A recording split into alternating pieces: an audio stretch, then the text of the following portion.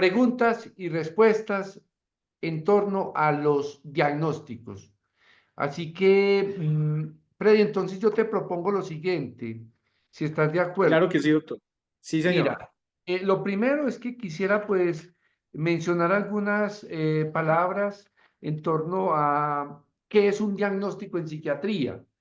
Y después de 15 a 20 minutos, entonces pasamos a las preguntas que puedan surgir de las familias. ¿Estás de acuerdo?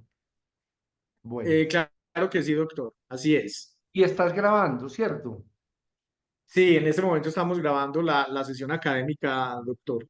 Bueno, yo quiero decirles, queridas familias y algunos de los pacientes que nos están escuchando, que cuando hablamos de un diagnóstico en psiquiatría, hablamos de un gran desafío. Es un desafío clínico, porque una cosa es un diagnóstico de alguna enfermedad mental, como una fractura, como una infección, y otra cosa es cuando estamos hablando que en salud mental, en psiquiatría, nosotros lo que tenemos que hacer es juntar síntomas con signos y tratar de encuadrar, de organizar esas manifestaciones para que podamos entendernos. Los diagnósticos tienen una finalidad y es tener una comunicación más clara entre profesionales y también con los pacientes. ¿Por qué es un desafío hacer un buen diagnóstico? Porque en la psiquiatría, distinto a las otras áreas de la medicina, faltan marcadores biológicos para dar precisión frente a los diagnósticos. Por ejemplo, una persona tiene una masa, un tumor, y se hace una biopsia y en esa biopsia se detecta que es un tumor benigno o que es un tumor que es maligno, pero la biopsia hace el diagnóstico, sea de un linfoma o sea de un tumor tipo cáncer, por decir algo. Cuando una persona tiene una fractura, se toma una radiografía y entonces uno puede evidenciar una fractura. Entonces, diagnóstico, fractura de la pelvis, fractura del húmero, fractura de cualquier otro hueso. Entonces, es muy sencillo. O, por ejemplo, faltan marcadores biológicos en la psiquiatría porque nosotros no tenemos pruebas de laboratorio específicas para hacer un diagnóstico. A veces, por ejemplo, para mirar si la función de la tiroides está bien o no está bien, se hace prueba de función tiroidea y encontramos hipotiroidismo, hipertiroidismo, pero no hay una prueba de laboratorio que nos permita a nosotros predecir este es el diagnóstico. Entonces, número uno, hacer un diagnóstico en psiquiatría es un desafío porque faltan marcadores biológicos. Y segundo, un diagnóstico en psiquiatría depende mucho del observador, de tal manera que no es lo mismo un observador o otro. Y también depende mucho los diagnósticos de la etapa del ciclo vital, niño, adolescente y adulto. Entonces, por eso es que hay tanta estrés cuando se llega a la visita donde un especialista y a veces aparece mucha confusión y nos dicen, pero es que yo no entiendo, los psiquiatras se contradicen. Y lo que pasa es que un diagnóstico depende mucho de la observación clínica. Nosotros, ¿cómo llegamos a los diagnósticos? Nos basamos en hacer una buena historia clínica. Y para hacer un diagnóstico en psiquiatría, los médicos especialistas acudimos a unas clasificaciones.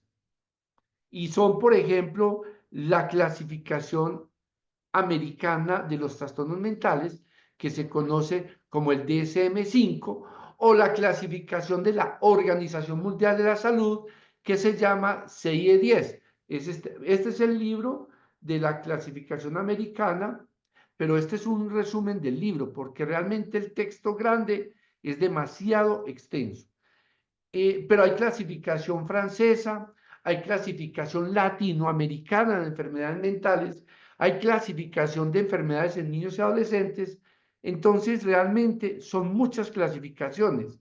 Nosotros, cuando hacemos una historia clínica En Colombia tenemos que utilizar un código de la Organización Mundial de la Salud que se llama CIE-10. Y ahí es donde nosotros ponemos los diagnósticos de trastornos del neurodesarrollo, trastorno depresivo, trastornos de ansiedad, trastorno psicótico. Entonces, les quiero decir que tener toda la verdad frente a un diagnóstico realmente es supremamente difícil. Entonces nosotros los médicos tenemos esa limitación. Y además porque esta clasificación tiene que ver con el poder agrupar síntomas y signos que sean compatibles, entendibles en diferentes culturas. La investigación genética que se realiza de manera permanente, pues nos va a ayudar a entender hacia el futuro mejor los diagnósticos. Sin embargo, la mayoría de los trastornos o las afectaciones en la esfera mental son factores genéticos múltiples. No hay un factor único, de tal manera que uno puede tener un antecedente genético familiar de algún trastorno psiquiátrico y uno no desarrollar esa afectación. ¿Estoy siendo claro hasta ahora, Freddy? Clara la información, por supuesto que sí. Y si quedan dudas, entonces vamos a tener ese espacio para resolver las inquietudes. Y recuerden que no hay preguntas tontas. Tonto es el que no se atreve a preguntar. Y una pregunta puede ayudar a otros, porque muchas veces todos tenemos las mismas necesidades frente a preguntas o interrogantes.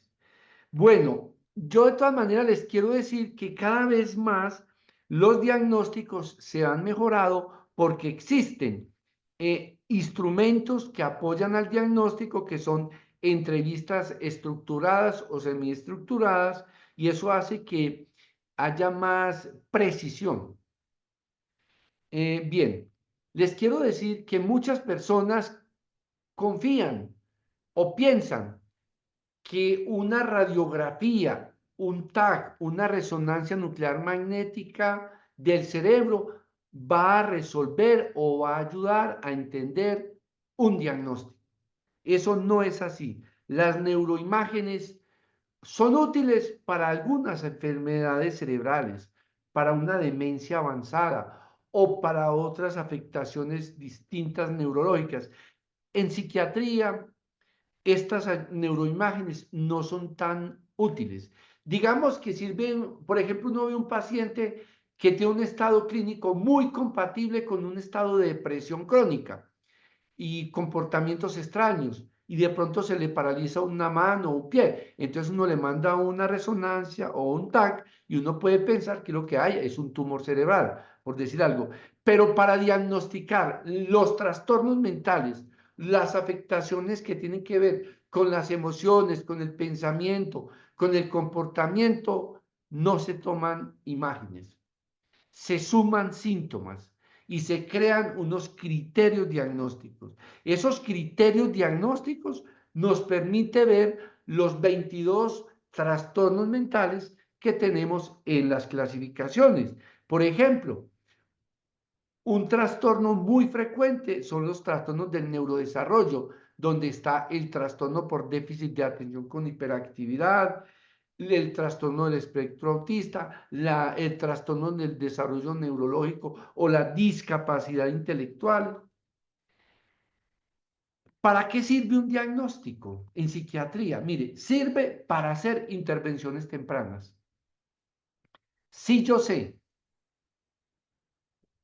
que un niño o un adolescente tiene un diagnóstico de un trastorno por déficit de atención e hiperactividad, estoy debiendo saber que un 50% de las personas que padecen esta condición pueden tener complicaciones más tarde, como que sea más fácil de hacer uso, abuso y dependencia, adicciones. Por lo tanto, cuando uno ve una persona adicta, tiene que pensar también si quizás en su infancia o en la adolescencia tuvo haber tenido un TDAH, ¿Por qué? Porque son personas más arriesgadas, más impulsivas.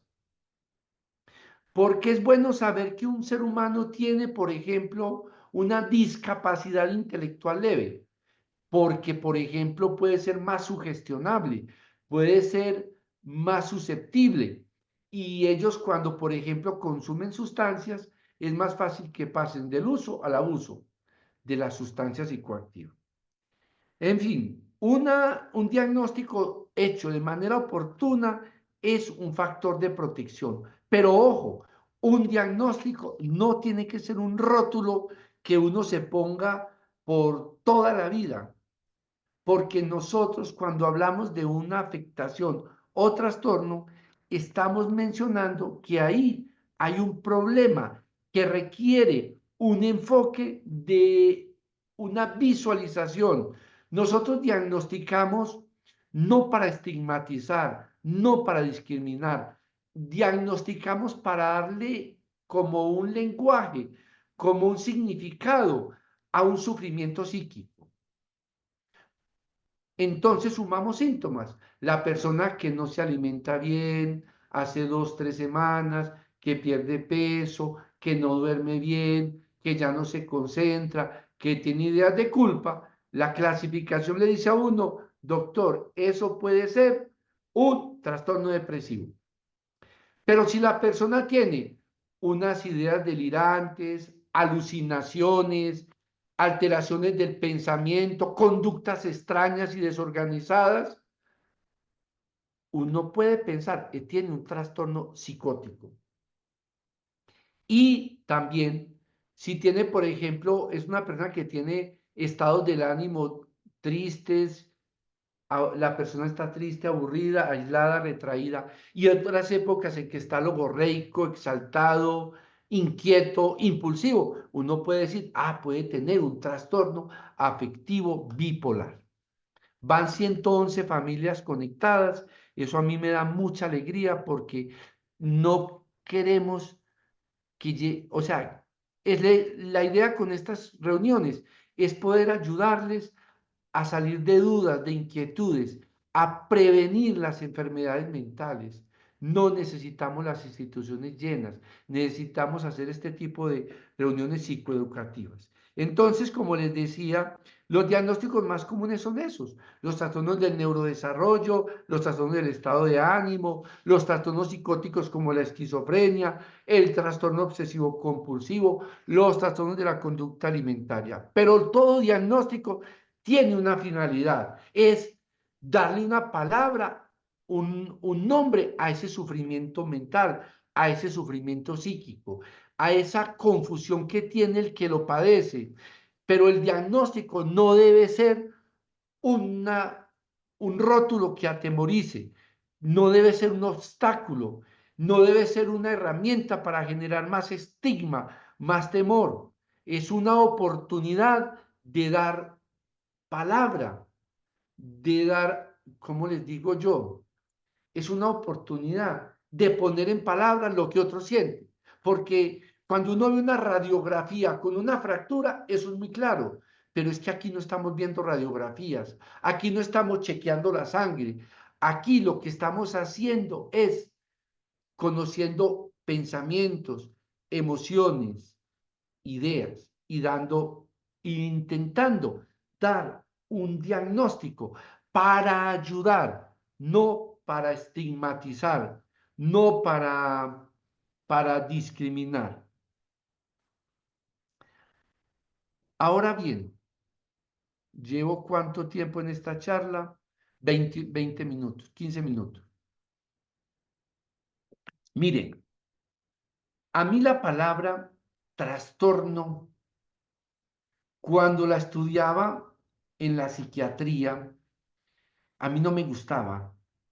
Y yo decía, pero ¿por qué le dicen a una enfermedad del cerebro trastorno? Porque, por ejemplo, a la diabetes no lo llamamos trastorno diabético, o al asma no le llamamos trastorno asmático, o trastorno hipertensivo, no, lo llamamos hipertensión, asma, diabetes.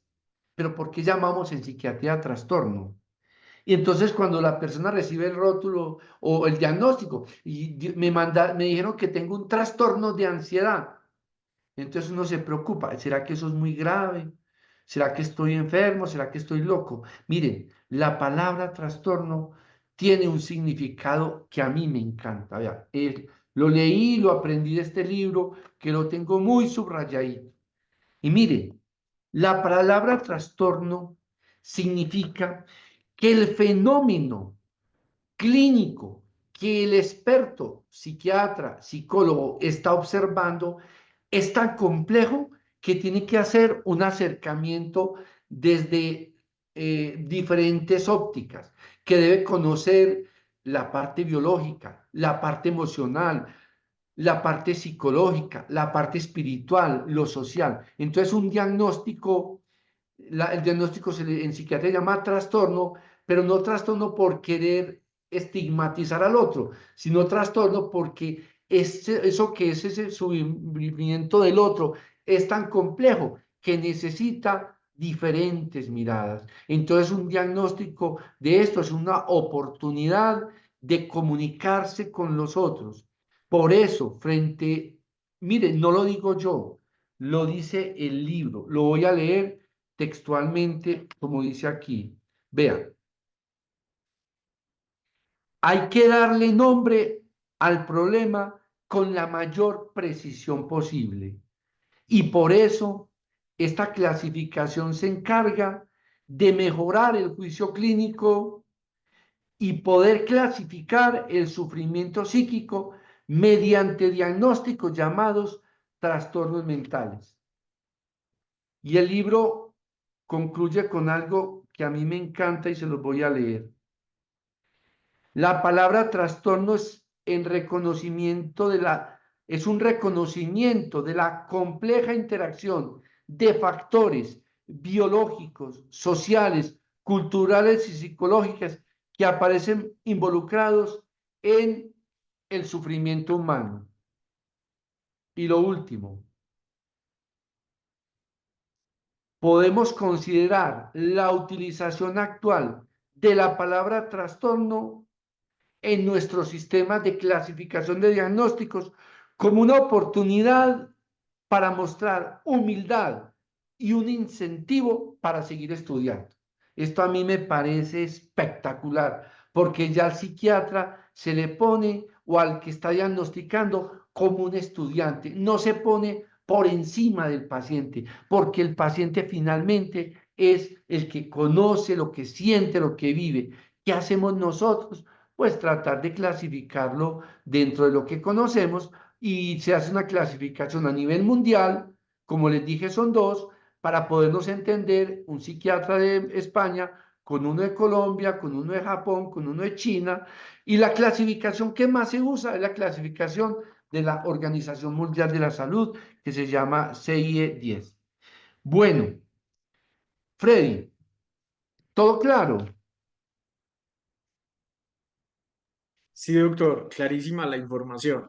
Bueno, entonces de todas maneras yo me voy a permitir hacer un resumen ejecutivo, porque repitiendo es que uno aprende. Y de pronto algunos llegaron más tardecito y también les sirve. Y a mí, cuando yo estaba estudiando el bachillerato y la universidad, a mí me gustaba que me repitieran.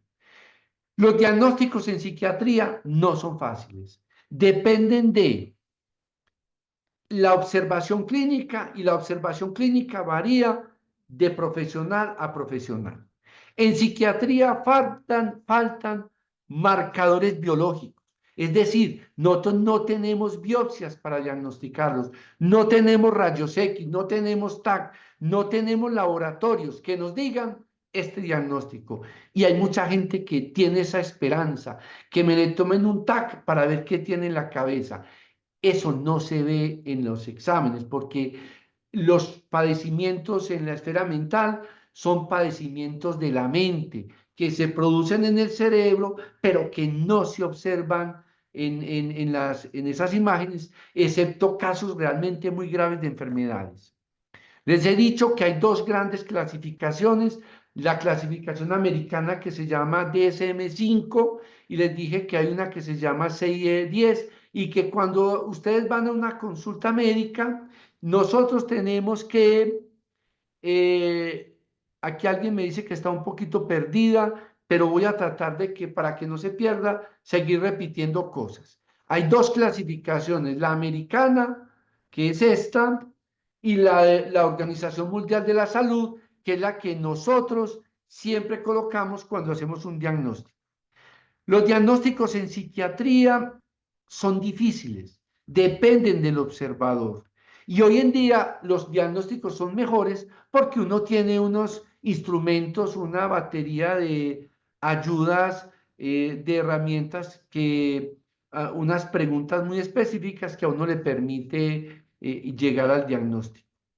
Eh, entonces, un diagnóstico en psiquiatría es una guía para que nos podamos comunicar. Les he dicho que los diagnósticos más frecuentes son los trastornos del neurodesarrollo como el déficit de atención con hiperactividad, el trastorno del espectro autista, la discapacidad intelectual, los trastornos del estado de ánimo como son, por ejemplo, la ansiedad, la depresión, y se hace un diagnóstico también, pues para saber qué medicamento le formulo. Por ejemplo, si es un paciente que tiene un trastorno del ánimo como ansiedad o depresión, sabemos que le damos un antidepresivo o un ansiolítico o un estabilizador del ánimo. Les he dicho entonces que los diagnósticos buscan dar una interpretación al sufrimiento mental, porque un sufrimiento psíquico produce confusión, produce malestar y atemoriza. Y ustedes van donde un especialista para que les haga un diagnóstico y lo que nosotros queremos es que sea el diagnóstico una manera de interpretar ese sufrimiento, no una manera de generar obstáculos, ni de generar temor, ni de estigmatizar, de decir que si yo fui donde el psiquiatra y ya me diagnosticó algo, yo ya estoy enfermo. No, todos tenemos alguna situación difícil. No hay nadie que sea absolutamente normal. Entonces, pero hay gente que sí tiene un sufrimiento más profundo que otros. Esos son los que van al servicio de psiquiatría, que necesita que uno les dé una aproximación diagnóstica para que por lo menos la gente pueda entender que no es que se lo está inventando, sino que esto tiene una explicación científica. Los diagnósticos se hacen sumando síntomas, que son lo que el paciente me cuenta, con signos, que son lo que yo observo. Y que, como les digo, tiene que haber un juicio clínico, una experiencia, y que esto tiene que ver con el ciclo de vida. Una cosa es un diagnóstico en la niñez, otra en la adolescencia y otra en la edad adulta. Los diagnósticos, quizás esto no lo había dicho antes, pero lo voy a decir. Cuando se hacen las clasificaciones no las hacemos solamente los psiquiatras. Las clasificaciones las hacen psiquiatras, neurólogos, médicos generales, psicólogos, neuropsicólogos, sociólogos, antropólogos, genetistas, biólogos, para tratar de que exista una buena correlación y siempre que el diagnóstico nos permita entender qué circuito del cerebro puede estar afectado. Bueno, Freddy, preguntas.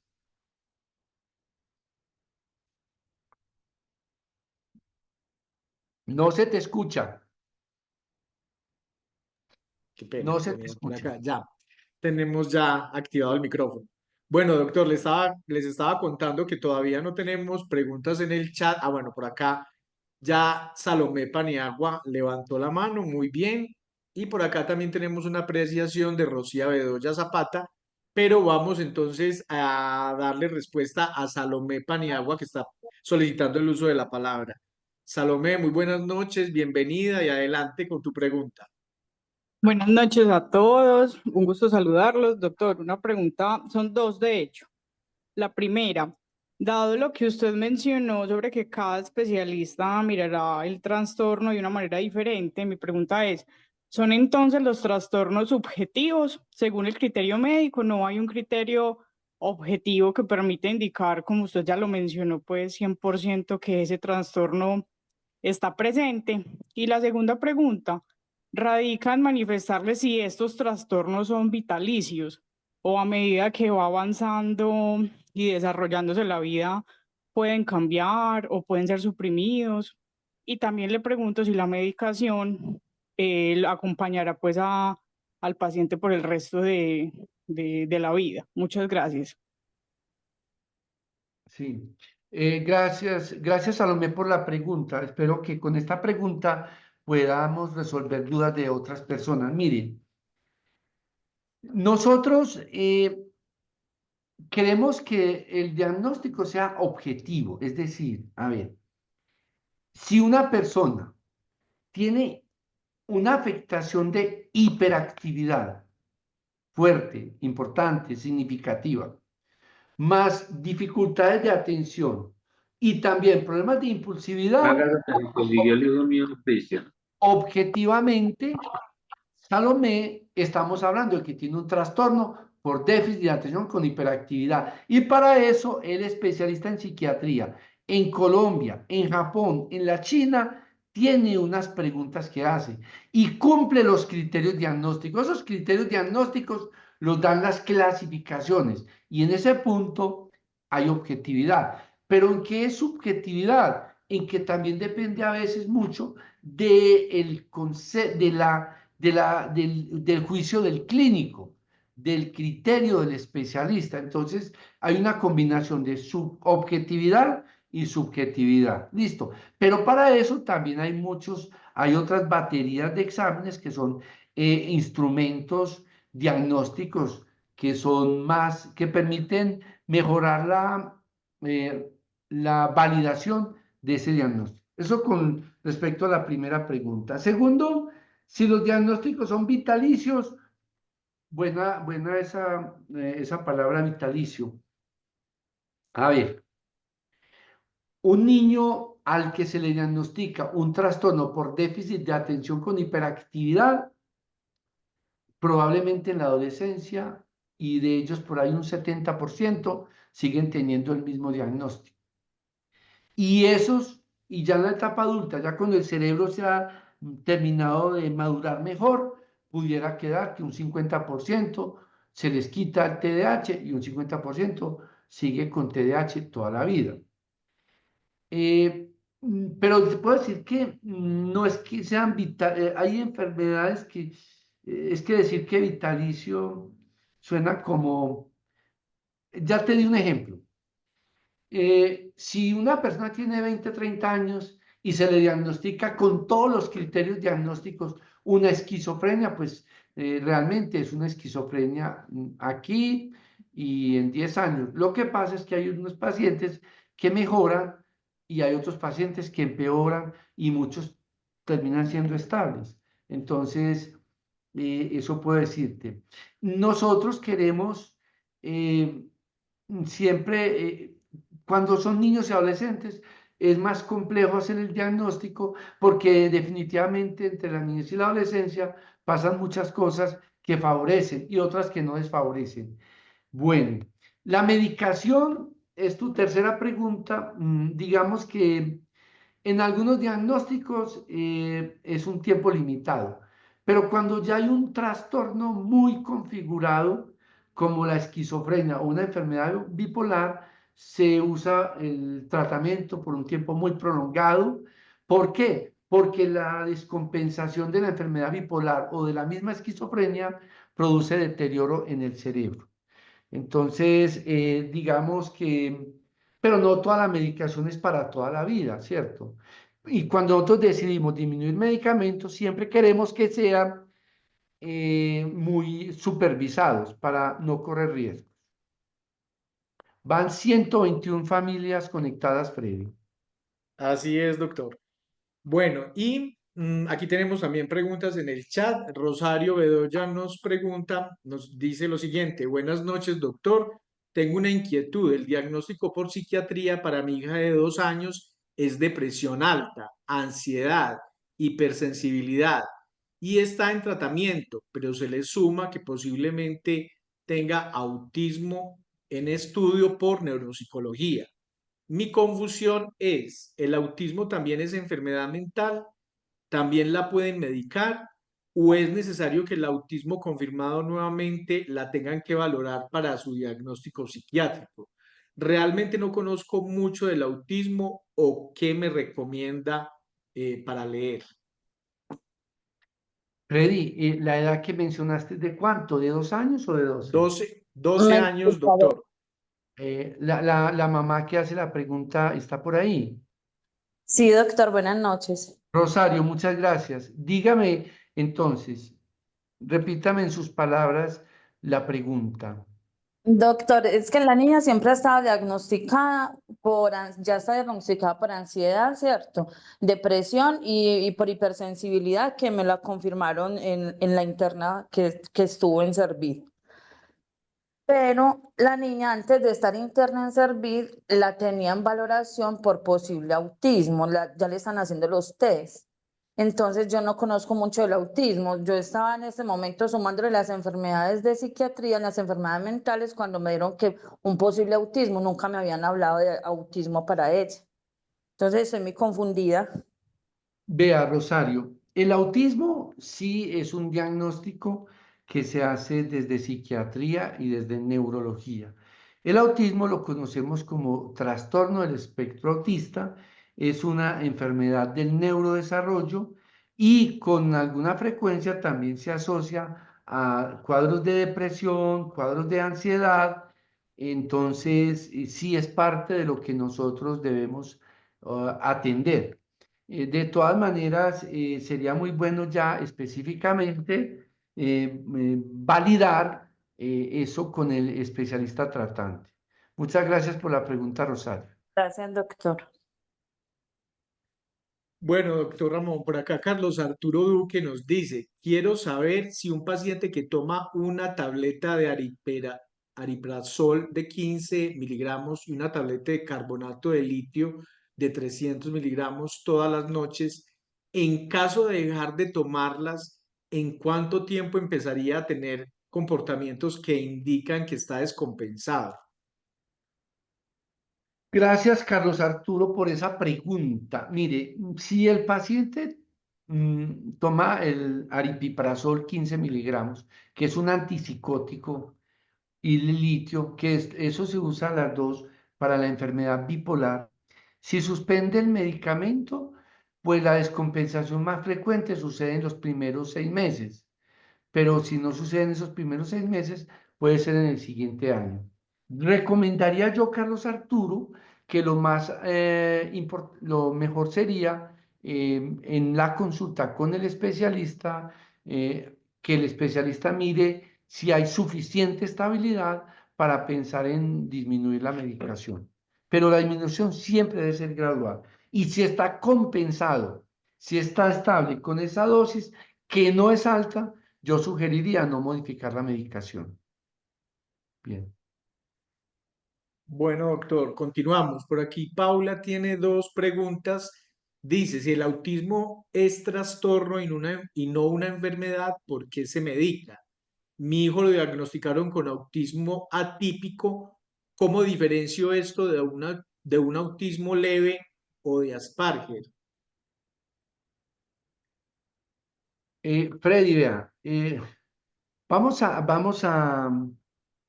a responder lo grande y si quieres hacemos otra charla sobre trastornos del Autismo. desarrollo autismo. Listo. Vamos a hablar de lo grande que le pueda servir a ella, que si es un trastorno y no una enfermedad, ¿por qué se le está medicando? Pues es un trastorno del espectro autista, es un trastorno en el neurodesarrollo y es una enfermedad y por eso necesita tratamiento, porque con mucha frecuencia las personas con esta condición clínica tienen afectaciones en el ánimo, afectaciones en el comportamiento, afectaciones en la motivación. Entonces, se les trata de todas maneras porque es una afectación o es una condición o es una enfermedad que desde psiquiatría le llamamos trastorno. Bueno, doctor, por acá Luz Eugenia, bueno, trae una pregunta que quizás fue em, tratada en las anteriores sesiones. Dice, doctor, buenas noches. ¿Qué función cumplen los medicamentos en la enfermedad mental y depende de la afectación biológica del cerebro. Los medicamentos se utilizan para disminuir las manifestaciones de las enfermedades mentales. Es decir, si yo estoy deprimido, con el ánimo bajito, triste, con ideas de culpa, desesperanza, con ganas de no vivir, uso un antidepresivo y mejoro el estado de ánimo. Pero quiero que sepan que la enfermedad de por sí afecta al cerebro, porque una persona que tiene una depresión tiene altos niveles de cortisol y al haber altos niveles de cortisol se va a afectar ciertas áreas del cerebro y por eso hay esa cierta déficit en la esfera cognitiva. Lo que también he podido observar en el transcurso de estos años de psiquiatra, ya 25 años, es que mucha gente le atribuye a los medicamentos algún deterioro que se produce en la esfera mental del paciente. Pero la gente piensa que el deterioro es más por la medicación que por la enfermedad. Pero lo primero que afecta es la enfermedad. Por ejemplo, hay personas muy inteligentes, muy brillantes, espectaculares, que tienen una esquizofrenia y empiezan la enfermedad a los 18 años y se empieza a tratar con medicamento. Y entonces la persona baja la inteligencia, baja la socialización, bajan algunos comportamientos y la gente piensa que es que la medicación lo embobó y a veces no piensan es que la enfermedad le afectó el cerebro y le mató muchas neuronas. Bueno, doctor, antes de seguir con las preguntas en el chat, por acá Ángela está solicitando el uso de la palabra. Vamos a darle entonces la participación. Ángela, muy buenas noches y adelante con tu pregunta. Hola, buenas noches. Sí, sería aquí como para aclarar algo que en el diagnóstico del adolescente que está en ambulatorio, dice acá que tiene un diagnóstico, dice, sería muy importante en la sugerencia, sería muy importante realizar un estudio longitudinal por sospecha de una enfermedad psiquiátrica mayor. A ver, según esa recomendación, él ya lleva casi 2 meses en ambulatorio. Le falta, digamos, primero dijeron que era 6 meses en ambulatorio, luego que 3. Él no se ve bien. La pregunta es si es posible que eso se pueda prolongar más la estadía del ambulatorio, ya que no se le ha hecho el estudio longitudinal por sospecha de enfermedad psiquiátrica mayor. Esa sería una de las preguntas. Ángela, déjeme, yo respondo primero esa, sí. Sí, ¿Qué edad tiene tu hijo? 15. Bueno, yo le respondo esa ya para que no se me sumen mucho. Vean, un estudio longitudinal no hace referencia a las siguientes semanas o meses.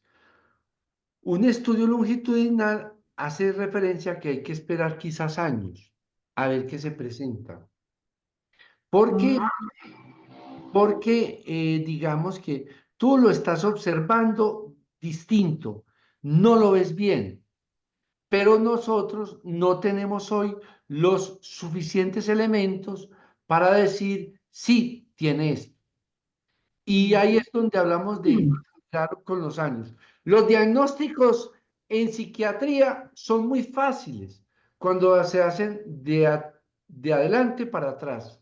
Tiene 25 años y uno empieza a mirar la historia desde chiquito y uno dice, ah, claro, chiquito se deprimió, en la adolescencia tuvo periodos de manía o hipomanía, entonces tiene 22 años y hace un episodio de exaltación, de logorrea, tiene una enfermedad bipolar. O sea, a los 22 años o 25, siendo adulto, se le diagnostica una enfermedad bipolar. Pero cuando era pequeñito, lo que uno miraba era solo la depresión. En la adolescencia, solo la manía. Pero después ya uno va entendiendo que es una enfermedad bipolar.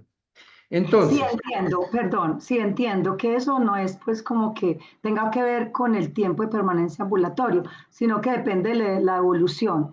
Pero entonces, en caso de que ya termine los 3 meses de ambulatorio, tendría que empezar de nuevo para mirar a ver qué más se le puede diagnosticar. hay que esperar, tiene 15 años, hay que hacerle el tratamiento. Nosotros quisiéramos tener los pacientes en ambulatorio, pues muchos años para acompañarlos y ya quizás no una cita de psiquiatría cada mes, sino pues cada 3 meses, cada 6 meses, cada año. Pero la realidad es que tenemos hoy un sistema de salud que nos dice, atienda al paciente, hágale esto, pero lo demás, esperemos o que siga, que si tienen 1 o 2 años una crisis, vuelva a consultar. No quisiéramos decirte que apenas tenga alguna otra crisis dentro de un año, no lo trajeras. No, porque tienes que volver a la EPS para que te den autorización para que esté con nosotros. Ángela, sí. Sí, y la última preguntita es, en los procesos cognitivos alterados que le salen en el resultado, tiene alteración en todo el funcionamiento frontal. ¿Me podría, por favor, darme como una idea qué es la alteración de todo el proceso frontal? Aquí dice corteza, órbito medial, dorso lateral, bueno, no sé, pues tiene unas explicaciones, pero yo quiero como con un lenguaje más práctico. ¿A qué se refiere esa alteración en todo el proceso, en todo el funcionamiento frontal? Uy, Gracias. eso también nos da para otra conferencia, pero bueno, yo voy a tratar de decirte que ve, nosotros tenemos el cerebro nuestro, es como si fueran 3 cerebros. Un cerebro que es la corteza, otro cerebro medio que es el mesencéfalo y el cerebro primitivo o el cerebro reptiliano. La corteza cerebral, o sea, tiene la región parietal, la región frontal, la región occipital. Resulta que la región frontal es esta parte anterior y es la más evolucionada, la más importante que tenemos. Esta se determina a desarrollar al final de la adolescencia, la corteza prefrontal. Esa corteza prefrontal, ese lóbulo frontal, es el que tiene que ver con el pensamiento, con el lenguaje, con la planeación, con el control de los impulsos, con las funciones ejecutivas, con la organización de la idea, en fin, la inteligencia, pero también tiene que ver con la moral, con la conciencia. Entonces, eso es el lóbulo frontal. Cuando hay una afectación del lóbulo frontal, entonces la persona puede ser irritable, impulsiva, desatenta, en fin, con muchas manifestaciones. Eso es lo que hablamos, afectación del lóbulo frontal. Entonces, cuando se menciona esto en tu hijo, es justamente porque se están evidenciando unos síntomas que tienen su origen en esa área del cerebro. Así como nosotros, cuando la corteza parietal nos sirve para saber cuál es la ubicación espacial en que estamos y la corteza occipital nos permite para ver, el lóbulo frontal es el que nos permite regular los movimientos, hablar, pensar, analizar, estudiar, aprender, tener un juicio moral. Listo. Muchas gracias, Ángela, por tu pregunta. Entonces, Muchas gracias. yo creo, Freddy, que quedamos con 2 temas que me gustaría que pudiéramos tratar próximamente, en otras fechas. Podemos hablar de trastornos del neurodesarrollo y podemos hablar del lóbulo frontal, porque ese lóbulo es demasiado importante. Es el lóbulo más evolucionado, más desarrollado, y es un lóbulo que se nos va perdiendo cuando consumimos sustancias psicoactivas, cuando no hacemos ejercicio, en fin, luego hablamos más de eso. Siguiente pregunta. Bueno, doctor, por acá Paula Moreno tiene levantada la mano. Muy buenas noches, Paula. Ya vamos a dar respuesta a las preguntas que tenemos en el chat.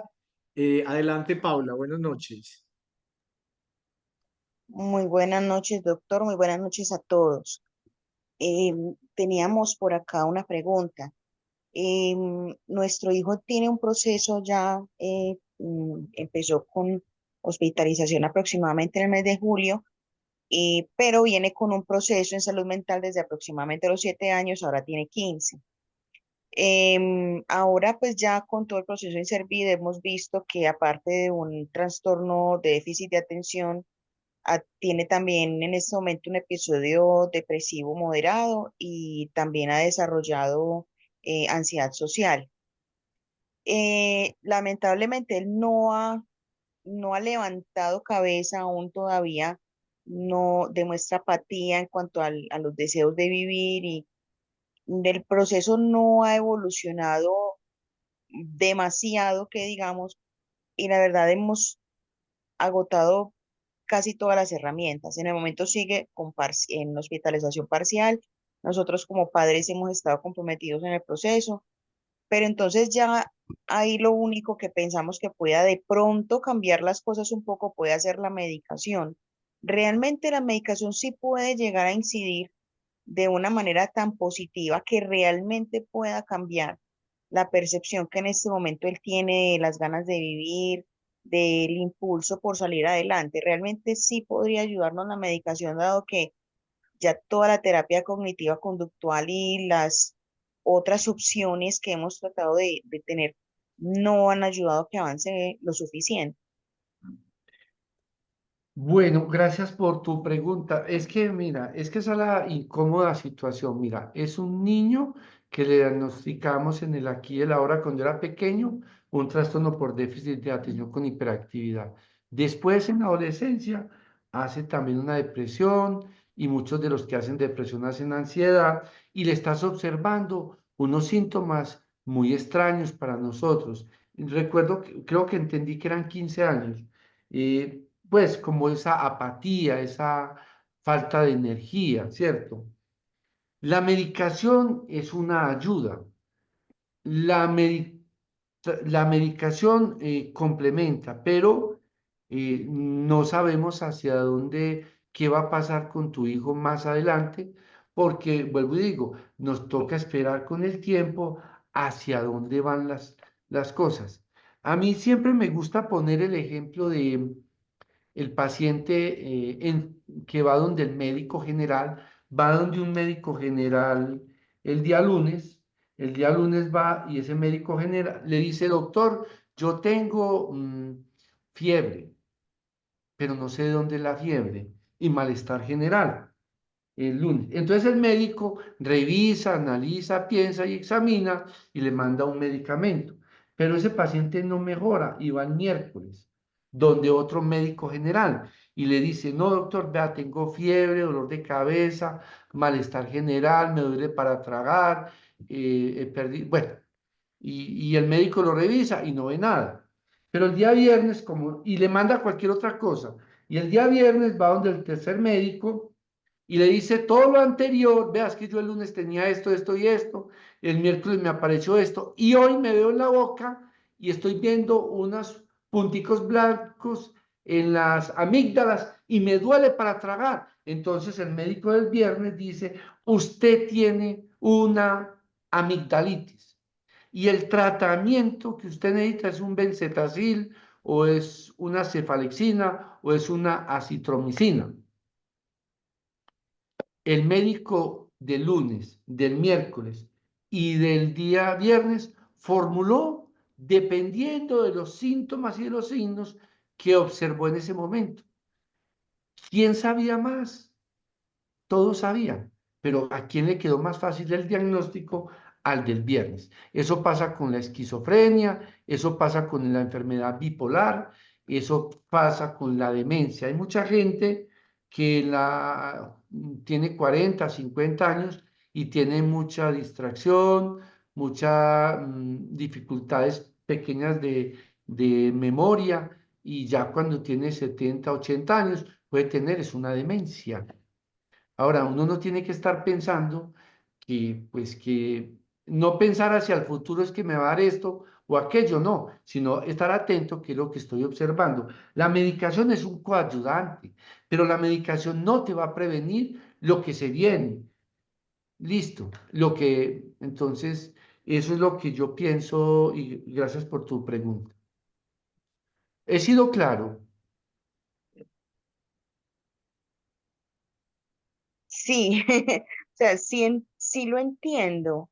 De hecho, efectivamente, a través del tiempo él se le han dado distintos medicamentos. Con este lleva aproximadamente un año. Sin embargo, en este momento, al tener ¿cómo era que me dijo esta semana la especialista? Es como una situación de alto riesgo, eso. Él está en este momento en una situación de alto riesgo.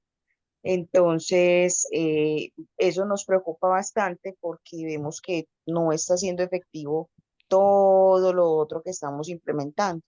Entonces, no sé si de pronto al cambiar el medicamento pueda ayudar un poquito a que en este momento se estabilice la situación, porque claro, ya a medida que ha ido pasando el tiempo, desde aproximadamente los 7 años hasta ahora que tiene 15, se han ido descubriendo cositas nuevas y hemos ido entendiendo otras que han pasado y seguirán pasando, pero por lo menos en este momento nos interesa más esa estabilización para prevenir precisamente que pueda ocurrir algo más grave. Sí, yo pensaría que como ya llevo un año tomando el último medicamento, sería bueno hablarlo con el especialista para mirar si continúan más tiempo o si hay una otra opción terapéutica, ¿cierto? Y de todas maneras, recuerden lo que yo siempre digo, el medicamento es una ayuda, pero un buen proceso terapéutico es el apoyo desde psicología, desde trabajo social, el apoyo ocupacional, una buena red de apoyo familiar, una familia que apoye, que acompañe, en fin, muchas son las cosas que ayudan a esta recuperación. Entonces, nos vemos, doctor Ramón, si Dios quiere, el 30, pero de hoy en 8 días tenemos nuestra sesión académica como siempre. Entonces, una Muchas feliz gracias, noche. Freddy. Feliz noche para todos. Bueno, una feliz noche, una feliz semana para todos.